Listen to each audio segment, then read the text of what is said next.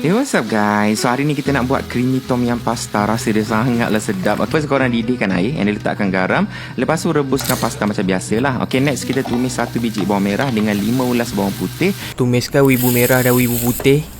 And then baru masukkan udang. Disebabkan Cikgu Makno kata Gen Z kena berjimat, so aku terpaksa pakai ayam. Janjilah. Lepas tu kita guna 1 sudu paste tom yum. Mana-mana brand pun tak kisah kat supermarket tu.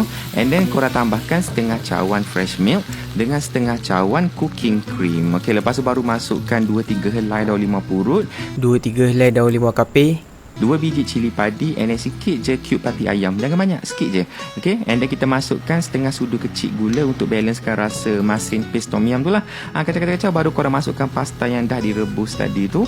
And then nak lagi kick, kita letakkan chili flakes ke atas. And then last kali barulah letak tomato. Kacau-kacau, siap lah kita punya pasta ni. Korang boleh try kat rumah. Tapi jangan pula malam ni di kedai akak tom yum. Akak nak creamy tom yum pasta sauce, cannot lah. Korang jangan ubah apa-apa dah. Buat sebiji macam ni kan. Okay? Selamat berbuka.